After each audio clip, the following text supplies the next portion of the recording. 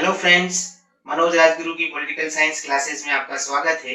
अगर आपको मेरे वीडियो, उनके कंटेंट और उनका प्रेजेंटेशन पसंद आए तो मेरे वीडियोस को लाइक करें, मेरे चैनल को सब्सक्राइब करें और बेल आइकन को दबाएं ताकि आने वाले वीडियोस की नोटिफिकेशन आपको टाइम टाइम पर मिलते रहें और एक ही प्लेटफॉर्म पर आप मेरे सारे वीडियो को एक्सेस कर सकें। Thank you. आज की क्लास में हम संविधान से जुड़े हुए कुछ महत्वपूर्ण बिंदुओं पर चर्चा करेंगे और वो महत्वपूर्ण बिंदु संविधान की अवधारणा को समझने के लिए बहुत ही महत्वपूर्ण हैं। तो ऐसे ही कुछ छोटी छोटी बातों को हम यहाँ पर डिस्कस करेंगे, जिसमें पहला जो हम लोग देखने जा रहे हैं वो है सपोर्टिंग फैक्टर्स। सपोर्टिंग फैक्टर्स का मतलब कोई भी संविधान जब बनता है तो बनने के बाद जैसे जैसे समय बीतता जाता है उस संविधान का विकास होता है, डेवलपमेंट होता है ना। तो कॉन्स्टिट्यूशन के डेवलपमेंट में कौन कौन से फीचर्स या फैक्टर्स ऐसे हैं जो उसको उसको उसको उसके डेवलपमेंट में सपोर्टिव होते हैं या उसके विकास में सहायक बनते हैं। ऐसे ही कुछ सपोर्टिंग फैक्टर्स को जो कि संविधान के डेवलपमेंट में रेस्पॉन्सिबल होते हैं उनको हम यहाँ पर देखने जा रहे हैं। बहुत छोटी सी बात है लेकिन महत्वपूर्ण है। सबसे पहली बात हम लोग बता सकते हैं परंपराएं और प्रथाएं, रिचुअल्स एंड ट्रेडिशन। देखिए रिचुअल्स और ट्रेडिशंस क्या है, पहले इसको हम देख लेते हैं। किसी भी समाज के अंदर हम लोग बेसिकली क्या है, एक सोशल ह्यूमन बीइंग है, सामाजिक प्राणी है। और सामाजिक प्राणी इसलिए क्योंकि हम सोसाइटी के अंदर रहते हैं और सोसाइटी के अंदर रहते हुए हर सोसाइटी के अपने कुछ रिचुअल्स होते हैं, कुछ परंपराएं, कुछ प्रथाएं होती हैं जो उस समाज का आधार होती है ना। मतलब जैसे हम लोग बात कर लें जाति के आधार पर, धर्म के आधार पर, तो हर समाज का अपना अपनी कुछ मान्यताएं होती हैं। वो जीवन जीने का, समाज के अंदर जीवन जीने का कुछ तरीका होता है और वो तरीका उस समाज की परंपराओं से, मान्यताओं से, प्रथाओं से, रीति रिवाजों से निर्धारित होता है। कोई भी समाज लंबे समय से चली आ रही परंपराओं की उपेक्षा नहीं कर सकता, प्रथाओं को नजरअंदाज नहीं कर सकता। कहने का तात्पर्य हर समाज के अंदर जो प्रथाएं और परंपराएं होती है उनका समाज में महत्वपूर्ण स्थान होता है। इसीलिए जब किसी राज्य का संविधान बन जाता है और उस संविधान को क्रियान्वित किया जाता है, तब ऐसे स्थिति में उस नागर समाज, नागरिकों का जो समाज है, जो सोसाइटी है, उसकी परंपराओं और उसकी प्रथाओं का प्रभाव भी संविधान के ऊपर पड़ता है। जैसे हमने कहा कि मानव जीवन से इन परंपराओं का गहरा संबंध है, इसीलिए जब राजनीतिक तौर पर नियम और कानून बनते हैं जो राज्य के, संस्थाओं के या मनुष्य के जीवन को नियमित और नियंत्रित और निर्देशित करते हैं, जब संविधान के रूप में ऐसे नियमों का निर्माण होता है, तब ये भी ध्यान रखा जाता है कि जिस समाज पर संविधान के नियम लागू हो रहे हैं उस समाज की आंतरिक परंपराएं क्या हैं, उस समाज के आंतरिक मान्यताएं और रीति रिवाज क्या हैं। कहीं संविधान के कानून समाज की उन परंपराओं को खंडित तो नहीं कर रहे हैं जो परंपराएं समाज का आधार हैं। इसीलिए संविधान के निर्माण और संविधान के विकास में किसी भी समाज की प्रथाएं और परंपराएं महत्वपूर्ण भूमिकाएं निभाती है। तो ये पहला इंपॉर्टेंट फैक्टर हम बता रहे हैं संविधान के विकास में, समाज की परंपराएं और प्रथाएं। ठीक है। दूसरा एक और इंपॉर्टेंट फैक्टर हम बता सकते हैं न्यायिक निर्णय, जुडिशियल जो जजमेंट होते हैं, न्यायपालिका के अंदर जो निर्णय प्रदान किए जाते हैं वो निर्णय भी संविधान के विकास में सहायक होते हैं। देखिए कल हम लोग जो क्लास में पढ़ रहे थे संविधान, एक आदर्श संविधान के लक्षण, तब हमने कुछ बातें देखी कि अगर संविधान अस्पष्ट है तो उस अस्पष्टता के कारण कई बार विवाद या गतिरोध उत्पन्न हो सकता है ना। अगर संविधान संक्षिप्त है तो वो संक्षिप्तता के कारण भी शासन के विभिन्न अंगों में या शासक और शासितों के बीच में गतिरोध उत्पन्न हो सकता है। तो ऐसी स्थिति में जब संविधान के प्रावधानों को लेकर टकराव उत्पन्न होता है, गतिरोध उत्पन्न होता है, तो उस टकराव को टालने का काम कौन करता है या उस गतिरोध को दूर करने का काम कौन करता है या संविधान की व्याख्या करने का काम कौन करता है। तो हमने कल देखा था कि न्यायपालिका, संविधान के द्वारा जिस न्यायपालिका को स्थापित किया जाता है वो न्यायपालिका संविधान के प्रावधानों के संबंध में उत्पन्न गतिरोध अथवा विवाद अथवा संशय को शांत करने का काम करता है। न्यायपालिका ही समय समय पर संविधान की व्याख्या करती है कि किस कानून का तात्पर्य क्या है, राज्य को अथवा नागरिकों को उन कानूनों को पालन कैसे करना है, ये सारी जिम्मेदारी न्यायपालिका की होती है।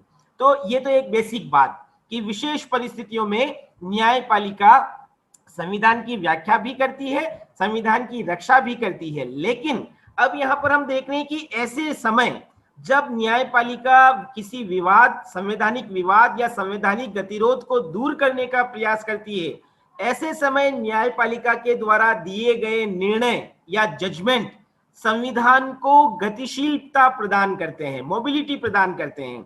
हम ये भी कह सकते हैं कि न्यायपालिका के निर्णय संविधान में एडिशन करते हैं, उसके अंदर जो कुछ अधूरापन है, जो कुछ अस्पष्टता है, उन सबको न्यायिक निर्णयों के द्वारा दूर करने का प्रयास किया जाता है। तो जो दूसरा इंपॉर्टेंट फैक्टर हम बता सकते हैं संविधान के डेवलपमेंट में, वो है ज्यूडिशियल जजमेंट।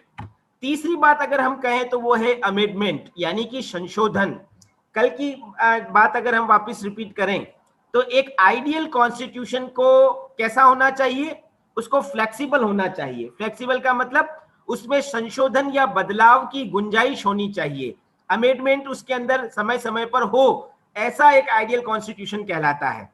अब यहां पर उसी को हम एक अलग एंगल से कैसे समझ सकते हैं कि कोई भी कॉन्स्टिट्यूशन जब बनता है तो वो तत्कालीन परिस्थितियों, तत्कालीन हितों को मुख्यतः ध्यान में रखकर बनाया जाता है। लेकिन समय समय पर जनता की आवश्यकताएं, राज्य की आवश्यकताएं, जनता के हित, जनता की मान्यताएं, राज्य की शक्तियां, ये बहुत सारी परिस्थितियां ऐसी उत्पन्न होती है जिसके चलते संविधान में बदलाव करना आवश्यक हो जाता है। संविधान में बदलाव यानी कि संविधान को संशोधित करना आवश्यक हो जाता है, और ऐसे ही संशोधनों के कारण संविधान के अधूरेपन को दूर किया जाता है। जो संविधान अप्रासंगिक होने लगता है उसे वापस नए प्रावधानों के द्वारा प्रासंगिक बनाया जाता है। तो समय समय पर संविधान में होने वाले संशोधन क्या करते हैं, संविधान को विकसित करते हैं, उसके डेवलपमेंट में सहायक बनते हैं। तो तीन बड़े बड़े फैक्टर हम लोगों ने अभी यहां देखे जो संविधान के विकास में सहायक होते हैं। पहला फैक्टर है रिचुअल्स एंड ट्रेडिशंस, यानी कि प्रथाएं और परंपराएं। दूसरा, समय समय पर न्यायपालिका द्वारा दिए गए निर्णय। और तीसरा, समय, आवश्यकता और परिस्थितियों के अनुसार संविधान में जो भी बदलाव किए जाते हैं वो सारे बदलाव यानी कि संशोधन संविधान के विकास में सहायक बनते हैं। इस थर्ड पॉइंट का एक एग्जांपल मैं वापस रिपीट करूं तो आप लोगों को पता है कि भारत के संविधान में, जो संविधान हमारा 1950 को लागू हुआ और वर्तमान तक अगर हम देखें तो 100 से भी ज्यादा संशोधन हम कर चुके हैं। कई सारी जो बातें अप्रासंगिक हो चुकी हैं उनको हमने संविधान से निकाल दिया, लेकिन कई सारी बातें ऐसी हैं जो समय के साथ जरूरी थी, उनको हमने संविधान में जोड़ा। तो ये संशोधन होने के कारण क्या हुआ, भारत का संविधान विकसित हुआ, समय के साथ रिलेवेंट या प्रासंगिक हुआ। तो संशोधन के माध्यम से भी संविधान को विकसित किया जाता है। तो ये तीन मुख्य बातें हम लोग बता सकते हैं किसी भी देश के संविधान के विकास में सहायक तत्व के रूप में। ये पहली इंपॉर्टेंट बात जो हम लोग आज यहां पर करना चाह रहे थे। दूसरी एक और बात जो हम लोग देख रहे हैं यहाँ पर, संविधान एक शब्द है, एक अवधारणा है, और इसी से जुड़े हुए कुछ और महत्वपूर्ण शब्द और अवधारणाएं हैं जिनको अगर हम समझते हैं तो संविधान के बारे में हमारी समझ और ज्यादा स्पष्ट हो जाती है। इसके लिए सबसे पहले मैं संविधान को वापस रिपीट कर रहा हूं, संविधान है क्या, है ना, क्योंकि संविधान अगर हम समझेंगे तो उससे जुड़ी हुई पहली अवधारणा संवैधानिक सरकार की अवधारणा हमको स्पष्ट होगी। तो संवैधानिक सरकार को समझने से पहले एक बार हम लोग संविधान को वापस उसको रिव्यू कर लेते हैं। संविधान क्या है? संविधान रिटन और अनरिटन, लिखित और अलिखित कानूनों का दस्तावेज है ना। हमने एक छोटी सी परिभाषा क्या देखी, संविधान एक डॉक्यूमेंट है, एक दस्तावेज है जिसके अंदर लिखित कानून भी होते हैं, रिटन फॉर्म में भी होते हैं और अनरिटन फॉर्म में भी होते हैं। और ये कानून करते क्या है, ये कानून राज्य की संस्थाओं या राज्य के अंगों के बारे में प्रावधान करते हैं। जैसे कार्यपालिका, व्यवस्थापिका, न्यायपालिका, है ना। और इस विस्तृत रूप में अगर देखें तो डिसेंट्रलाइजेशन, लोकल गवर्नेंस, सब कुछ राज्य और राज्य की से जुड़ी हुई संस्थाओं के बारे में, व्यक्ति और व्यक्ति के संबंधों के बारे में, और राज्य और व्यक्ति के संबंधों के बारे में ये सारे नियम होते हैं। और ऐसे ही नियमों और कानूनों के संग्रह को, कलेक्शन को हम क्या कहते हैं? ये संविधान है। मैं फिर रिपीट कर रहा हूं, what is constitution? Constitution is a document जिसके अंदर रिटन और अनरिटन लॉज होते हैं, जो राज्य और व्यक्ति के संबंधों को निर्धारित करते हैं, दिशा निर्देश करते हैं, नियमित करते हैं, सीमित करते हैं। ये सारे प्रावधान संविधान के अंदर उल्लेखित होते हैं, या ऐसे डॉक्यूमेंट को हम संविधान कहते हैं। अब इसी संविधान से एक और अवधारणा जन्म लेती है जिसको हम कहते हैं संवैधानिक सरकार, कॉन्स्टिट्यूशनल गवर्नमेंट। देखिए, दो शब्द इसमें मिलकर ये पूरी कॉन्सेप्ट बनी है, एक है संवैधानिक और दूसरा सरकार। इसको बड़े ध्यान से समझना। जिन भी देशों के अंदर संविधान है, जिन भी राज्यों के अंदर संविधान है, वो संविधान चाहे कैसा भी हो, चाहे वो लिबरल कॉन्स्टिट्यूशन हो यानी कि उदारवादी संविधान हो, चाहे वो निरंकुश संविधान हो, है ना, किसी राज्य के अंदर निरंकुश शासक के द्वारा बनाया गया निरंकुश संविधान हो, संविधान का स्वरूप, उसका फॉर्म या उसका नेचर, उसकी प्रकृति कैसी भी हो, अगर वहां पर संविधान है किसी राज्य के अंदर और उस संविधान के आधार पर सरकार निर्मित भी होती है और सरकार क्रियान्वित भी, अपने कार्यों को संचालित भी करती है। दो मुख्य बातें ध्यान रखना, किसी भी राज्य में सरकार यानी कि कार्यपालिका, व्यवस्थापिका और न्यायपालिका, जब सरकार का निर्माण वहां के संविधान के अनुसार हो और वो सरकार उसी संविधान के अनुसार कार्य करे, यानी कि संविधान सर्वोपरि रहते हुए संविधान के अनुसार राज्य की समस्त गतिविधियों का अगर संचालन होता है सरकार के माध्यम से, तो ऐसी सरकार को हम क्या कहते हैं? ये संवैधानिक सरकार है। मैं फिर रिपीट कर रहा हूं, संवैधानिक सरकार का मतलब ये नहीं है कि एक आदर्श सरकार, एक अच्छी सरकार या एक जनता के हित में समर्पित सरकार, ऐसा नहीं है।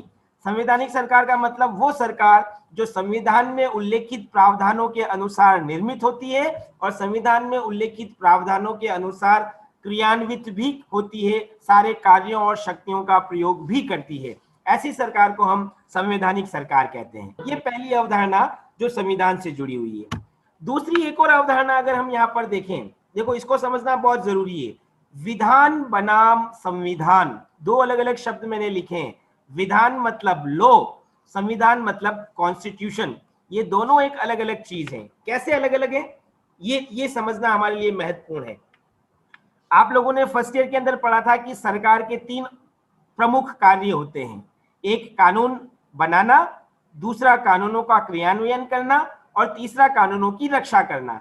ये 3 काम कौन करते हैं? 3 डिफरेंट ऑर्गन्स, 3 अलग अलग अंगों के द्वारा ये 3 प्रमुख काम किए जाते हैं। पहला, कानून बनाने का काम कौन करता है? व्यवस्थापिका यानी कि लेजिस्लेचर। कानूनों के क्रियान्वयन का काम करता है कार्यपालिका यानी कि एग्जीक्यूटिव, और कानूनों की रक्षा का काम करती है न्यायपालिका यानी कि जुडिशरी। अब मैं एक शब्द बार बार रिपीट कर रहा हूं, कानून। कानून यानी कि कानून को हम क्या कह रहे हैं? विधान, है ना। विधान का मतलब राज्य की व्यवस्था को संचालित करने के लिए बनाए गए नियम कानून या विधान कहलाते हैं। ये विधान बना रहा कौन है? ये व्यवस्थापिका बनाती है। अभी हमने कहा ना, सरकार के 3 प्रमुख काम है। पहला काम है कानूनों का निर्माण करना या विधि का निर्माण करना। तो विधि का निर्माण कौन कर रहा है? हर राज्य के अंदर व्यवस्थापिका के द्वारा समय समय पर आवश्यकताओं के अनुसार एक निश्चित प्रक्रिया के तहत कानून या विधि बनाई जाती है। तो विधान का मतलब व्यवस्थापिका के द्वारा बनाई गई विधि विधान कहलाता है। लेकिन संविधान क्या है? संविधान विधान के भी ऊपर है। संविधान एक प्रकार का वो डॉक्यूमेंट है जो डेली रूटीन में नहीं बनाया जाता है। विधान, जब हम कानून की बात करते हैं तो व्यवस्थापिका रोज अपनी प्रक्रियाओं के तहत कानून बनाती भी है, बना भी सकती है ना। व्यवस्थापिका का काम ही कानून से जुड़ा हुआ है, विधान से जुड़ा हुआ है। लेकिन जब हम संविधान की बात करते हैं तो संविधान एक समय विशेष पर विशेष परिस्थितियों में निर्मित भी होता है या विकसित भी होता है ना। और उसी संविधान के अनुसार राज्य के अंदर विधान बनते हैं। तो अगर हम हायरार्की में या पद सोपान के तहत कौन ऊपर है कौन नीचे है अगर ये देखें तो हम कह सकते हैं संविधान ऊपर है और उसी संविधान के तहत विधानों का, कानूनों का, नियमों का निर्माण होता है। तो ये दो अलग अलग बातें हैं जिनको समझना जरूरी है। एक विधान जो कि व्यवस्थापिका द्वारा निर्मित होते हैं समय समय पर राज्य की शासन की समस्त गतिविधियों को चलाने के लिए, और दूसरा संविधान जो राज्य को चलाने के लिए निर्मित होता है और जिसके तहत ही विधान बनाए जाते हैं। ये दूसरी अवधारणा। तीसरी एक और महत्वपूर्ण अवधारणा जो संविधान से जुड़ी हुई है, देखिए एक नया शब्द आप लोगों के सामने आया है, संविधानवाद, कॉन्स्टिट्यूशनलिज्म। ये आपका पूरा एक टॉपिक है जिसको हम अलग से समझेंगे। फिलहाल केवल संविधान को समझाने के लिए मैं संविधानवाद को क्लियर करता हूं। जैसे अभी हमने कहा हर राज्य का अपना एक संविधान होता है ना, वो अच्छा भी हो सकता है, वो बुरा भी हो सकता है, हम ये बात नहीं कर रहे हैं। हर राज्य अपनी अपनी सोच, अपनी अपनी आवश्यकताओं के अनुसार अपना संविधान बनाता है और जब उसके अनुसार सरकार बनती है, क्रियान्वित होती है, तो वो संवैधानिक सरकार कहलाती है। ये पहला पॉइंट हम लोगों ने देखा। लेकिन संविधानवाद का मतलब क्या है, इसको ध्यान से समझना। अगर किसी राज्य में संविधान है, उस संविधान का निर्माण वहां की जनता की भावनाओं, जनता की प्रवृत्तियों, जनता की मान्यताओं, जनता की आकांक्षाओं, जनता के हितों, जनता की रीति रिवाजों, इन सबको ध्यान में रखकर संविधान बनाया गया है। फिर ध्यान से समझना, अगर किसी राज्य का संविधान वहां की जनता की इच्छाओं के, मान्यताओं की, प्रवृत्तियों के, अभिवृत्तियों के, रूढ़ियों के, रीति रिवाजों के अनुरूप बना है और जब उस संविधान के अनुसार शासन किया जाता है तो इसको कहते हैं संविधानवाद। मैं एक एग्जांपल देता हूं। सपोज करो मैं एक देश का राजा हूं और मैंने अपनी मनमर्जी से संविधान बना लिया। मेरे राज्य की प्रजा क्या चाहती है, क्या सोचती है, उनके हित में क्या है, मैंने उन सब बातों को नजरअंदाज करके मेरा लाभ किसमें है, मेरा हित किससे पूरा हो रहा है, अगर उसको ध्यान में रखते हुए मैं संविधान बनाता हूं और फिर शासन करता हूं तो ये संवैधानिक सरकार तो होगी लेकिन ये संविधानवाद नहीं होगा। क्यों? क्योंकि मैंने अपनी जनता की उपेक्षा की है, अपने अपने अपने राज्य में रहने वाले नागरिकों के हितों को अनदेखा किया है। इसके विपरीत अगर मैं एक ऐसा शासक हूं जो एक ऐसा संविधान बनाता है जिसमें जन भावनाओं, जन अभिवृत्तियों, जन मनोवृत्तियों, जन परंपराओं, जन रूढ़ियों, जन रीति रिवाजों, इन सबको ध्यान में रखकर संविधान बनाया है और फिर उस संविधान से शासन किया है, तो ये संविधानवाद है। तो ये आपको ध्यान में रखना जरूरी है कि संविधान एक अलग अवधारणा है और संविधानवाद एक अलग अवधारणा है। तो ये मुझे लगता है तीन मुख्य बातें मैंने आप लोगों के साथ डिस्कस की है कि संविधान के आधार पर संवैधानिक सरकार का तात्पर्य क्या है, विधान और संविधान में अंतर क्या है, और तीसरी बात संविधानवाद का तात्पर्य क्या है। अब एक छोटी सी महत्वपूर्ण बात और हम लोग कर लेते हैं, क्लासिफिकेशन ऑफ कॉन्स्टिट्यूशन, संविधानों का वर्गीकरण। आपके सिलेबस के अंदर पूरा एक टॉपिक है टाइप्स ऑफ कॉन्स्टिट्यूशन, संविधानों के प्रकार, है ना। उसी बात को हम यहाँ पर देख रहे हैं, क्लासिफिकेशन ऑफ कॉन्स्टिट्यूशन। अभी की क्लास में हम लोग केवल मोटा मोटा अर्थ देखेंगे, अगली क्लास में हम उसको डिटेल में समझने की कोशिश करेंगे। संविधान कितने तरह के होते हैं, है ना, संविधान के प्रकारों को ध्यान में रखते हुए अलग अलग कैटेगरी, अलग अलग क्राइटेरिया बनाया जाता है जिनमें संविधानों को रखा जाता है। हेडिंग हो सकता है आपको कठिन लग रही हो, लेकिन इसका जब हम डिटेल में देखेंगे तो आपको आसानी से समझ में आएगा। संविधानों को तीन आधारों पर वर्गीकृत करते हैं। क्लासिफिकेशन ऑफ कॉन्स्टिट्यूशन जब हम बात करते हैं तो तीन बेसिस या तीन आधारों पर संविधानों को बांटा जाता है, वर्गीकृत किया जाता है। पहला है ओरिजिन बेस, यानी कि उत्पत्ति के आधार पर संविधान कितने प्रकार के होते हैं। तो पहला आधार क्या हुआ, उत्पत्ति के आधार पर। दूसरा, इसको समझना, लिपिबद्धता। लिपिबद्धता मतलब जब हम लिखते हैं ना तो वो लिपि कहलाती है, क्रॉनिकल। तो लिपिबद्धता के आधार पर संविधान कितने प्रकार के होते हैं? इसको कई बार ये भी कहा जाता है कि कानूनों और परंपराओं के आधार पर संविधान, है ना, जो दूसरी कैटेगरी भी हम लोगों ने पढ़ी देखी यहाँ पर, लिपिबद्धता, इसको ये भी कहा जाता है कि कानूनों और परंपराओं के आधार पर संविधान कितने प्रकार के होते हैं। और एक तीसरा आधार है चेंजिंग बेसिस, यानी कि परिवर्तन की प्रक्रिया, प्रोसेस ऑफ चेंज, इसके आधार पर संविधान कितने प्रकार के होते हैं। तो देखिए 3 क्राइटेरिया मैंने आपको बताया, क्लासिफिकेशन ऑफ कॉन्स्टिट्यूशन के 3 आधार हैं। पहला उत्पत्ति, दूसरा लिपिबद्धता या कानून और परंपरा, और तीसरा परिवर्तन की प्रक्रिया। अब हम देखते हैं इन तीनों आधारों पर संविधान कितने प्रकार के होते हैं। जब हम उत्पत्ति के आधार पर बात करते हैं तो उत्पत्ति के आधार पर 2 प्रकार के संविधान होते हैं, एक जिसको हम निर्मित संविधान कहते हैं और दूसरा जिसको हम विकसित संविधान कहते हैं। यानी कि उत्पत्ति के आधार पर 2 प्रकार के संविधान है, निर्मित और दूसरा विकसित, इनेक्टेड और इवॉल्व। ये पहला, इसका मतलब अभी मैं बता रहा हूं, पहले हम देख लेते हैं इन तीनों आधारों पर संविधान कितने प्रकार के होते हैं। तो उत्पत्ति के आधार पर 2 प्रकार के संविधान हमने देखे, एक निर्मित, एक विकसित, इनेक्टेड और इवॉल्व कॉन्स्टिट्यूशन। जब हम लिपिबद्धता यानी कि कानूनों और प्रथाओं के आधार पर संविधान की बात करते हैं तो एक होता है लिखित और दूसरा होता है अलिखित, written constitution and unwritten constitution. और जब हम तीसरे आधार की बात करते हैं कि प्रोसेस ऑफ चेंज क्या है संविधान का, संविधान में परिवर्तन की प्रक्रिया कैसी है, तो इस आधार पर फिर 2 प्रकार के संविधान होते हैं, एक कठोर और दूसरा लचीला, रिजिड एंड फ्लेक्सिबल कॉन्स्टिट्यूशन। तो टोटल 6 प्रकार के संविधान हम बता सकते हैं, निर्मित, विकसित, लिखित, अलिखित, कठोर और लचीला।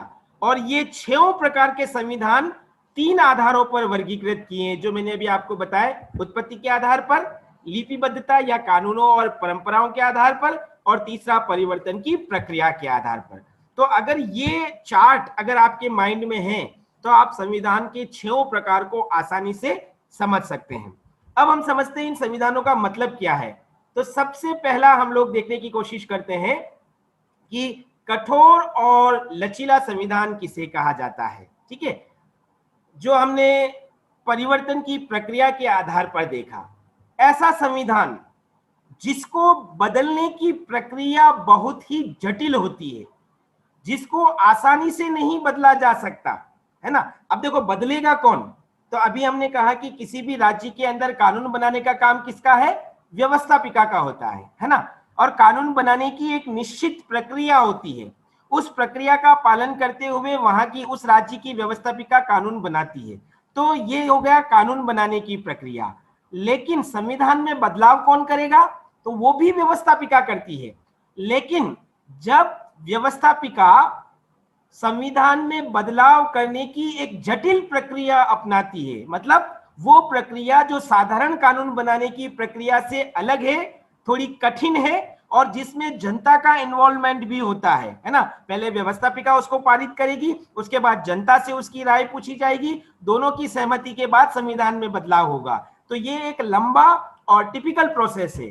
तो ऐसा संविधान जिसमें परिवर्तन की प्रक्रिया बहुत ही जटिल है, संविधान में परिवर्तन बहुत सारे स्टेजेस में गुजरने के बाद होता है, ऐसे कॉन्स्टिट्यूशन को हम कह रहे हैं ये रिजिड यानी कि कठोर संविधान है। फॉर एग्जाम्पल यदि हम अमेरिका के संविधान की बात करें, आप लोग पढ़ेंगे जब अमेरिकी कॉन्स्टिट्यूशन पढ़ेंगे, अमेरिका के संविधान को लागू हुए 250 साल से भी ज्यादा हो चुके हैं, लेकिन यू विल वंडर कि अभी तक वहां पर मुख्यतः 27 संशोधन हुए हैं, 27। अगर आप कंपेयर करो, भारत के संविधान को लागू हुए 70 साल हुए और हमने 100 से भी ज्यादा संशोधन कर लिए। कहने का मतलब वहां इतने कम हुए, जो इस बात को प्रमाणित करता है कि वहां पर संविधान में संशोधन की प्रक्रिया बहुत ही जटिल है। और इसी तरह से एक और एग्जांपल हम लोग ले सकते हैं स्विट्जरलैंड का। स्विट्जरलैंड का संविधान भी कठोर संविधान की श्रेणी के अंदर आता है। तो ये परिवर्तन की प्रक्रिया के आधार पर पहली बात हम कर रहे हैं, कठोर संविधान। दूसरा, फ्लेक्सिबल कॉन्स्टिट्यूशन किसको कहते हैं, लचीला संविधान किसको कहा जाता है, ऐसा संविधान जिसको आसानी से परिवर्तित कर लिया जाता है। आसानी का मतलब, अगर किसी राज्य में कानून बनाने की जो प्रक्रिया है उसी प्रक्रिया से संविधान में भी संशोधन कर लिया जाता है, तो ऐसे संविधान को हम क्या कह रहे हैं, ये लचीला संविधान है। लचीला मतलब फ्लेक्सिबल, आसानी से जिसमें परिवर्तन या बदलाव या संशोधन हो जाते हैं। और जो बात मैंने अभी कही कि कठोर संविधान में सामान्य कानून बनाने की प्रक्रिया अलग होती है और संविधान में संशोधन की प्रक्रिया अलग होती है, लेकिन लचीला संविधान वो संविधान है जहां सामान्य कानून बनाने की प्रक्रिया से ही संविधान में संशोधन कर लिया जाता है, इसीलिए इसको लचीला संविधान कहा जाता है। दो देशों की हम मुख्यतः बात करें, एक चाइना और दूसरा ब्रिटेन। चीन लिखित संविधान का उदाहरण है, लेकिन वहां पर आसानी से बदलाव कर दिया जाता है संविधान में। और ब्रिटेन, हम लोग आगे पढ़ेंगे, ब्रिटेन का संविधान अलिखित है, अलिखित जो कि परंपराओं के आधार पर संचालित होता है। तो कभी भी पुरानी परंपराओं को बंद कर लिया जाता है, नई परंपराएं शुरू कर ली जाती है, बहुत आसानी से ये बदलाव कर लिया जाता है। तो लचीले संविधान की जो अच्छे उदाहरण है हम वो बता सकते हैं, एक चीन का संविधान और दूसरा ब्रिटेन का संविधान। दूसरा जो आधार हम लोगों ने पढ़ा था, कानूनों और प्रथाओं के आधार पर संविधान कितने प्रकार के होते हैं, या लिपिबद्धता के आधार पर संविधान कितने प्रकार के होते हैं। तो हमने बात करी थी दो, एक लिखित और दूसरा अलिखित, रिटन एंड अनरिटन कॉन्स्टिट्यूशन। तो लिखित संविधान किसको कहा जाता है, ऐसा कॉन्स्टिट्यूशन जिसके अंदर अधिकांश प्रावधान लिपिबद्ध हो। यहां पर आप ध्यान रखना, मैं पूरी बात नहीं कर रहा हूं, अधिकांश की बात कर रहा हूं। जिस संविधान में ज्यादातर बातें अर्थात ज्यादातर नियम, ज्यादातर प्रावधान लिखे गए हों और उनको संहिताबद्ध किया गया हो। संहिताबद्ध मतलब उनको एक बुक का फॉर्म दिया हो। जैसे आप लोग पढ़ सकते हो भारत का संविधान, अगर आपको पढ़ना है तो आप मार्केट में कहीं पर भी जाएं, बोलिए मुझे इंडियन कॉन्स्टिट्यूशन पढ़ना है, आपको एक बुक मिलेगी इंडियन कॉन्स्टिट्यूशन की। उस इंडियन कॉन्स्टिट्यूशन की बुक में इंडियन कॉन्स्टिट्यूशन से जुड़े हुए जितने भी आर्टिकल और शेड्यूल्स है वो आपको वहां मिलेंगे। उस एक किताब को पढ़कर आप पूरी भारत के संविधान के बारे में जानकारी अर्जित कर सकते हैं। तो कहने का मतलब, लिखित संविधान वो संविधान है जहां अधिकांश प्रोविजंस जो है वो लिखे होते हैं और वो सारे प्रावधान, सारे नियम एक पुस्तक के रूप में संग्रहित होते हैं। ऐसे संविधान को हम कहते हैं ये रिटन कॉन्स्टिट्यूशन है। इंडिया का कॉन्स्टिट्यूशन जैसे आप लोग जानते हो 395 आर्टिकल्स और 12 शेड्यूल्स, 395 अनुच्छेद और 12 अनुसूचियों वाला भारत का एक लिखित दस्तावेज है जिसको हम भारतीय संविधान कहते हैं। और इसी तरह से अमेरिका का संविधान भी लिखित है जिसमें 7 अनुच्छेद हैं, 10,000 शब्दों के अंदर लिखा हुआ ये संविधान है। तो ये एक लिखित संविधान के कुछ उदाहरण हम लोगों ने देखे। इसी तरह से इसका दूसरा जो एग्जांपल हम बता सकते हैं वो अनरिटन कॉन्स्टिट्यूशन। अलिखित संविधान क्या है, जैसे लिखित संविधान के हमने कहा था जिस देश के संविधान में अधिकांश प्रावधान लिपिबद्ध अर्थात लिखे गए हों। इसका बिल्कुल उल्टा, अगर किसी राज्य के संविधान के अंदर अधिकांश प्रावधान लिखे हुए नहीं है, अगर लिखे हुए नहीं है तो इसका मतलब क्या है कि वो परंपराओं के रूप में चल रहे हैं, प्रथाओं के रूप में चल रहे हैं। देखिए परंपरा कैसे चलती है, मैं एक एग्जांपल देता हूं। हम सब भारतीय समाज में रहते हैं, हमको बचपन से सिखाया जाता है कि बड़ों के पांव छूने चाहिए। कहीं पर लिखा हुआ नहीं है, लेकिन हमारे बुजुर्ग हमें सिखा रहे हैं, हम आने वाली पीढ़ियों को सिखाएंगे। तो ये हमारे व्यवहार का तरीका है, सामाजिक व्यवहार का तरीका जो परंपराओं के रूप में चल रहा है। कई राज्यों के अंदर राजनीतिक व्यवहार भी इन्हीं तरह से परंपराओं के रूप में चलता है। तो ऐसी ही परंपराओं जिसके आधार पर राजनीतिक, सामाजिक, आर्थिक व्यवहार तय होते हैं वो उस देश के संविधान का अंग बन जाते हैं। तो अलिखित संविधान मतलब ऐसा संविधान जहां अधिकांश प्रावधान परंपराओं, प्रथाओं या अभिसमय के रूप में प्रचलित हो, ऐसे देश के संविधान को हम क्या बोलते हैं, ये अलिखित संविधान है। और विश्व का एकमात्र अच्छा एग्जाम्पल हम बता सकते हैं ब्रिटेन का कॉन्स्टिट्यूशन, जो कि आपके सिलेबस में है। ब्रिटेन के संविधान के अंदर बहुत सारी बातें जो हैं वो इसी तरह से परंपराओं या प्रथाओं के रूप में प्रचलित हैं। वहां का संविधान लिखा हुआ, अधिकांश भाग लिखा हुआ नहीं है। लेकिन जब हम लिखित और अलिखित संविधान की बात करते हैं तो हमको एक बात माइंड में रखनी होगी। मैंने पहले भी उस चीज का डिस्कस किया था। किसी भी राज्य को हम उठा लें, विश्व के अंदर बहुत सारे राज्य हैं, सबका अपना संविधान है। किसी भी राज्य को हम उठा लें, उस राज्य का संविधान ना तो पूर्णतः लिखित है ना ही पूरी तरह से अलिखित है। मैं एग्जांपल की बात करता हूं, जैसे भारत के संविधान को हम रिटन कॉन्स्टिट्यूशन की कैटेगरी में रखते हैं, लिखित संविधान। लेकिन इसके बावजूद हमारे यहाँ पर कुछ प्रावधान ऐसे हैं जो लिखे हुए नहीं है फिर भी शासन में संचालित हो रहे हैं। जैसे मैंने कल आपको एक एग्जांपल दिया था योजना आयोग का, है ना। योजना आयोग का कहीं पर भी भारतीय संविधान में उल्लेख नहीं है, लेकिन पंचवर्षीय योजनाओं के निर्माण में हमारे यहाँ पर योजना आयोग की महत्वपूर्ण भूमिका रही है। राजनीतिक दल, भारतीय संविधान में कहीं पर भी पॉलिटिकल पार्टीज का उल्लेख नहीं है, लेकिन आज हमारे यहाँ पर बहुदलीय व्यवस्था शासन के संचालन में महत्वपूर्ण भूमिका निभा रही है। तो कहने का मतलब बहुत सारी व्यवस्थाएं हैं जो लिखित संविधानों में प्रचलित है, लेकिन उनका संविधानों में उल्लेख नहीं है। उसी तरह से ब्रिटेन को हम कहते हैं ये विश्व का अलिखित संविधान है ना, ये बेस्ट एग्जांपल है। लेकिन ब्रिटेन का संविधान अलिखित होते हुए भी वहां पर कुछ बातें लिखित है, जैसे मैग्ना कार्टा 1215 में वहां पर मैग्ना कार्टा आया था। मैग्ना कार्टा एक अधिकार पत्र है और वो रिटर्न है। उसी तरह से समय समय पर कुछ ब्रिटिश पार्लियामेंट ने भी कुछ ऐसे लॉज बनाए हैं जो शासन को चलाने के लिए जरूरी है। तो ब्रिटेन का संविधान भी अलिखित होते हुए कुछ अर्थों में लिखित है। भारत का संविधान लिखित होते हुए कुछ अर्थों में अलिखित है। इसीलिए हम कंक्लूजन के तौर पर क्या कह सकते हैं कि कोई भी संविधान ना तो पूरी तरह से लिखित होता है और ना ही पूरी तरह से अलिखित होता है। एक आखिरी बात और हम यहाँ पर कर सकते हैं जो हमारी रह रही है, आपका जो ये संविधान है निर्मित और विकसित, है ना, किसको कहा जाता है निर्मित और विकसित संविधान? उत्पत्ति के आधार पर जिस संविधान को एक समय विशेष पर बनाया जाता है ना। कौन बना रहा है? एक संस्था के द्वारा बनाया जा रहा है। जैसे भारत का संविधान का हम उदाहरण लें, आपको पता है हमारे यहाँ पर एक संविधान निर्मात्री सभा बनी थी जिसका गठन 1946 में हुआ था। 2 वर्ष 11 माह 18 दिन की कड़ी मशक्कत के बाद इस संविधान सभा ने भारत के लिए एक संविधान बनाया। तो दो बातें इसमें आ गई, एक पर्टिकुलर टाइम, है ना, 1946 से 1949 के बीच में किसने बनाया? संविधान निर्मात्री सभा के द्वारा। तो ऐसा संविधान जो एक समय विशेष पर एक संस्था के द्वारा बनाया जाता है उसको हम निर्मित संविधान कहते हैं। और विकसित संविधान का मतलब क्या है? ऐसा संविधान जिसको बनाया नहीं जाता बल्कि समय और आवश्यकता के अनुरूप अपने आप नई नई परंपराएं विकसित होती रहती हैं और वो संविधान का अंग बन जाती हैं। तो ऐसे संविधान को हम क्या कह रहे हैं? ये विकसित संविधान है। निर्मित संविधान की कैटेगरी में हम विश्व के अधिकांश राज्यों के संविधान को ले सकते हैं, भारत, अमेरिका, जापान, चाइना।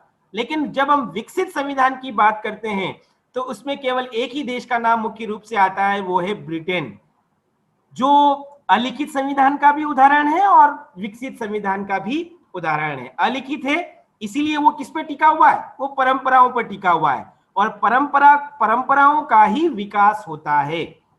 तो ये हमने 6 प्रकार के संविधानों को एक मोटे मोटे रूप में देखने की कोशिश की। मैं फिर रिपीट कर रहा हूं, 6 प्रकार कौन कौन से हैं?